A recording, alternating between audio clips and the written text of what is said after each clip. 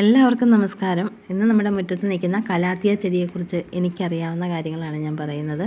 Calathea ചെടി കൊണ്ടുവന്നപ്പോൾ വളരെ കെയർ ചെയ്ത് ഞാൻ നട്ട് വളർത്താൻ നോക്കി. പക്ഷേ ഒരു നാമ്പ് പോലും പിടിക്കുന്നില്ല. നന്നായിട്ട് വെള്ളവും വളവും ഒക്കെ കൊടുത്ത് വെച്ചതാണ്.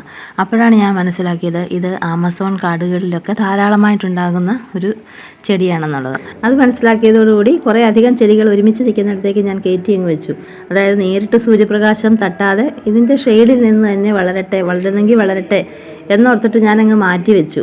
അപ്പോൾ അത് കഴിഞ്ഞ് കുറച്ച് നാൾ കഴിഞ്ഞപ്പോൾ നോക്കിയപ്പോഴാണ് അടിയിൽ നിന്ന് നല്ലപോലെ മുളകൾ പുതിയത് പൊട്ടി പൊട്ടി വരുന്നുണ്ട്. പിന്നെ ആദ്യമേ ആ ഷെയ്ഡ് നേരിട്ട് സൺലൈറ്റ് അടിച്ചതൊക്കെയാണ് ഈ മഞ്ഞ നിറത്തിൽ. ഇത് കണ്ടോ, അത് ആദ്യം ഉണ്ടായിരുന്ന ഇലകളാണ്. അതെല്ലാം മഞ്ഞ നിറത്തിൽ പുള്ളിക്കുത്തും എല്ലാം വന്നിട്ട് പോയിരുന്നു. പിന്നെ ഇതിൻ്റെ അടിയിലേക്ക് വെച്ചപ്പം കുറച്ചുകൂടി ഉഷാറായിട്ട് വന്നു. അപ്പോൾ അത് ഞാൻ കട്ട് ചെയ്ത് കളയുവാണ്. കാരണം പേടിക്കാതെ കട്ട് ചെയ്യാം. അടിയിൽ നിന്നൊക്കെ ഇഷ്ടം പോലെ മുകുളങ്ങൾ മുകളിലേക്ക് പൊങ്ങി വരുന്നുണ്ട്. അപ്പോൾ ഇത് മുകളിലത്തേത് പോയാലും എനിക്ക് കുഴപ്പമില്ല, ഇഷ്ടം പോലെ ഉണ്ടാകുന്നുണ്ടല്ലോ എന്നോർത്തിട്ടാണ് അതെല്ലാം കട്ട് ചെയ്തങ്ങ് കളഞ്ഞ് വൃത്തിയാക്കി വെക്കുവാണ് ഞാനിത്. എല്ലാം പഴയതെല്ലാം ഒന്ന് കളഞ്ഞു. അല്പം ചാണകപ്പൊടിയും കൊണ്ട് അടിയിലിട്ട് കൊടുത്തു. എന്നിട്ട് വീണ്ടും ഒന്നും കൂടി അങ്ങ് നനച്ച് വൃത്തിയാക്കി.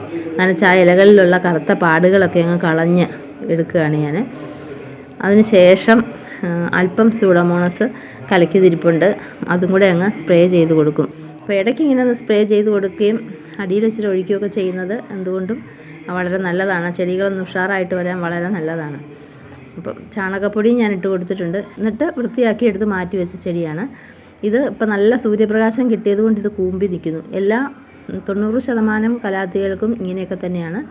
ഇതിൻ്റെ അടിഭാഗം കണ്ടോ, നല്ല മെറൂൺ കളർ പോലെ.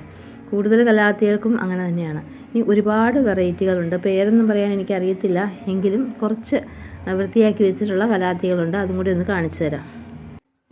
ഇത് വിവിധ തരത്തിലുള്ള കളറുകളിലുള്ള കലാത്തികളാണ്. എല്ലാം പയ്യെ പിടിച്ച് വരുന്നതേ ഉള്ളൂ. കണ്ടില്ലേ എത്ര ഇനമുണ്ട്. ഇതെല്ലാം നല്ല ഉഷാറായിട്ട് വരുന്നതേ ഉള്ളൂ. ഇതെല്ലാം ഡയറക്റ്റായിട്ട് സൺലൈറ്റ് കിട്ടാത്ത രീതിയിലാണ് വെച്ചിരിക്കുന്നത്. എന്നാൽ ഇൻഡയറക്റ്റായിട്ട് സൺലൈറ്റ് ആവശ്യത്തിന് ഇവിടെ കിട്ടുന്നുമുണ്ട്. അപ്പോൾ ആ ഒരു രീതിയിൽ വെച്ചിട്ടുണ്ടെങ്കിൽ ഒരു ഉഷാറായിട്ട് കയറി വരുള്ളൂ.